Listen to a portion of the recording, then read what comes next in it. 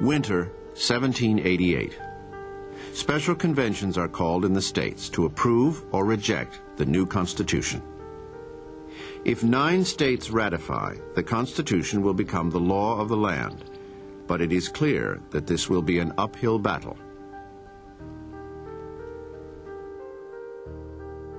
The first real test is in Massachusetts. The majority of the delegates that went to the Massachusetts ratifying convention were probably opposed to it. Their towns had debated the federal constitution. They decided it went too far. This was no good. And the delegates are going to have to go back and live with their towns. So they come in instructed to vote against. The Federalists say, but let's talk about this a while.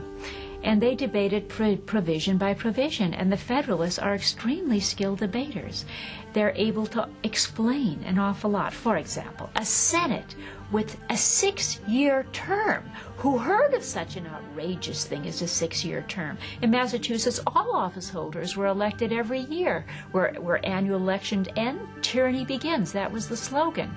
Well, the Federalists said, you know, the Senate's a little different than institutions you're used to. It has to deal with foreign affairs. People elected to the Senate won't have a lot of experience. You need some time in office to exercise the responsibilities of the Senate responsibly. Okay, next point. And then the Federalists would come up with another argument. So one unanswerable objection after another was being answered by Federalist opponents.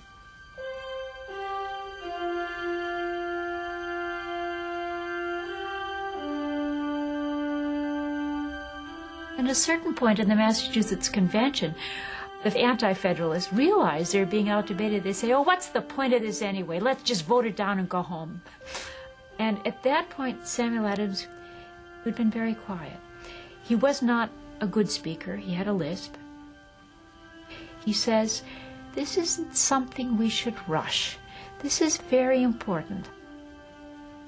I came here to learn, and I find I'm learning more every day. We should continue this debate. We shouldn't simply have the vote.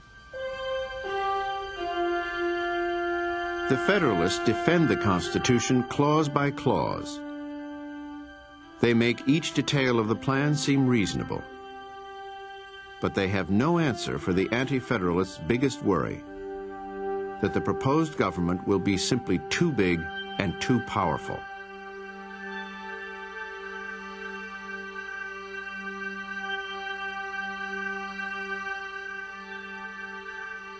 The Constitution spells out the rights of government. Where, ask the Anti-Federalists, is a similar listing of the basic rights of individuals? A Bill of Rights protecting ordinary citizens against this all-powerful government. Our rights to a jury trial, freedom of the press, freedom of assembly. This is the true stuff of liberty. These inalienable rights that cannot be touched by any government.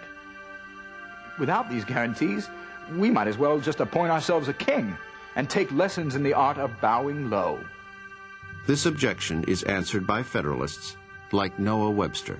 I can understand a Bill of Rights to prevent kings and barons from encroaching on the rights of the people, but I don't see why we need a Declaration of Rights to protect us from our own elected legislature. In this new government, a Bill of Rights is absurd. It prevents what? Our own encroachments against ourselves? Why not have a Bill of Rights?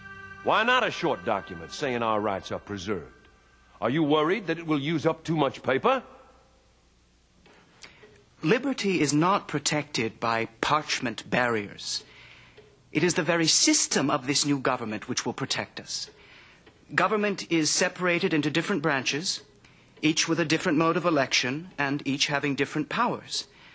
Ambition will be made to counteract ambition.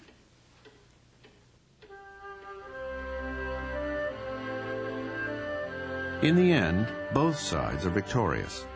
The Constitution is ratified by the states and becomes the law of the land. And Congress begins work on a Bill of Rights. Ironically, it is James Madison himself who drafts the document and becomes its strongest supporter.